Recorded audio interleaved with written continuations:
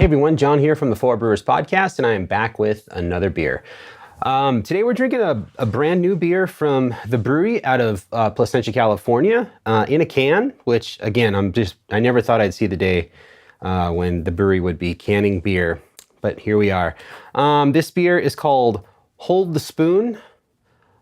This is a beer, it's a blonde ale, I believe, made with lactose, cacao nibs. I'm gonna have to read it.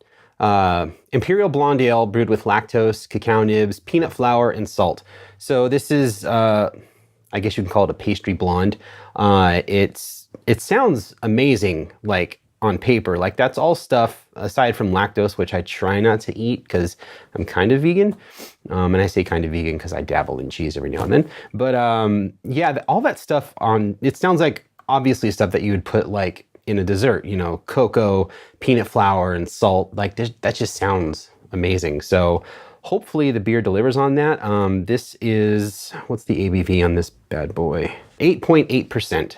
So let's open this beer and check it out. I should also say that this is made in collaboration with Jeni's Splendid ice creams. And I'll just read what the can says. Ice cream, you scream, we all scream for beer.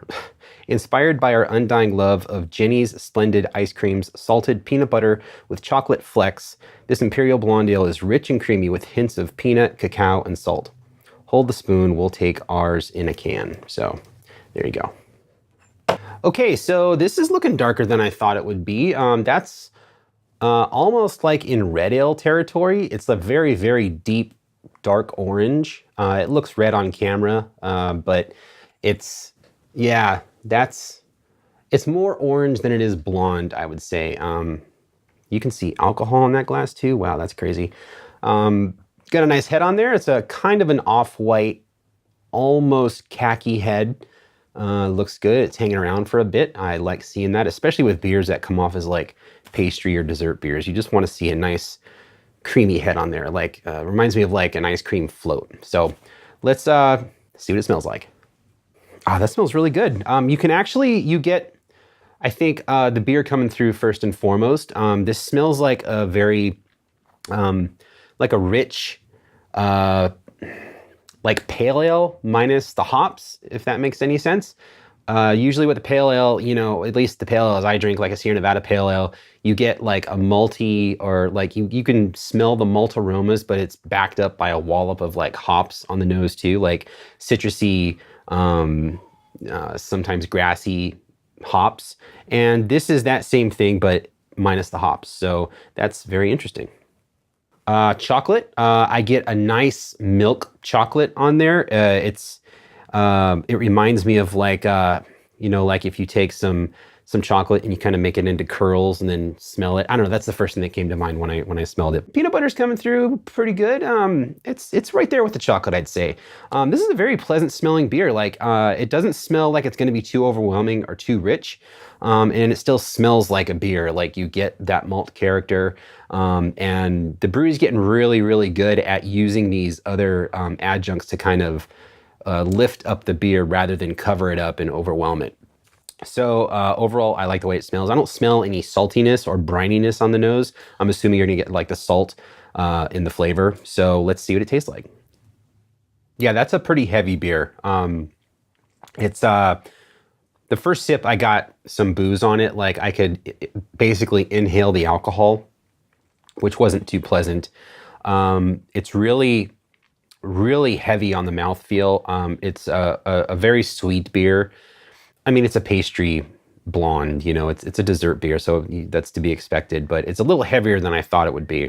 I get the peanut butter kind of on the sides of my tongue, and it lingers more than anything else. I don't know, the peanut butter and chocolate kind of linger both together, but the sweetness of the beer tramples all over that initial flavor of the chocolate and the peanut butter, or the peanut flour, I should say, so dried peanut butter.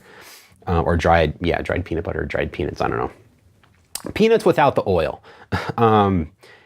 Yeah, like I said, the syrupiness and the heaviness of the beer really kind of is off-putting for me, and I find it kind of unpleasant, which is kind of disappointing.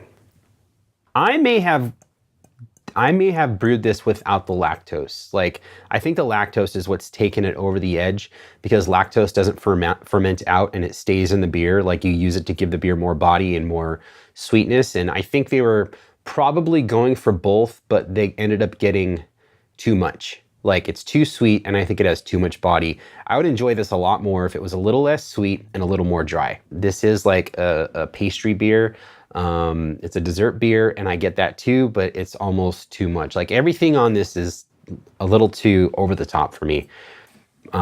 It's fine though. Like, you might be into it. I think this is what we call on Four Brewers on the podcast, a bottle share hero.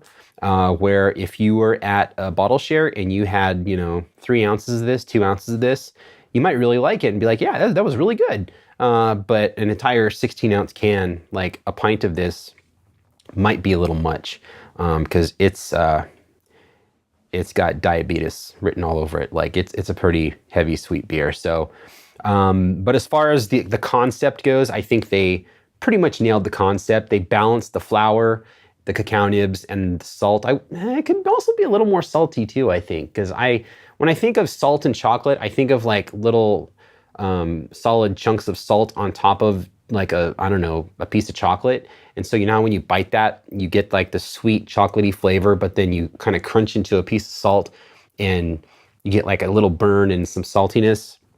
And it can be a little overwhelming, which I kind of like with the chocolate. I don't get that with this. I wish it had a little more saltiness to it on the flavor.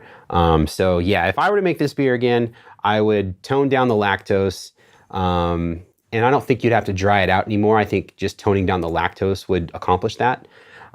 Because at 8.8%, it's pretty dry. And also at 8.8%, like, you have perceived sweetness from that high ABV. So it's too sweet. That's what I'm trying to say. So I think this minus the lactose would be a better beer. But for the concept that they were going for, I think it's fine. This would be really interesting to try with vanilla ice cream, like to make a beer float. I think this is a great contender for that. It might be really good. So I'm always happy to see these beers coming from the brewery, especially in cans. I'm glad they're still being themselves and true to themselves. They're still making the traditional Belgian stuff that they do, and the sour stuff and this funky stuff. So, or this isn't funky, but this weird, this weird stuff that they've always been doing. So thanks for watching another video. We'll see you next time.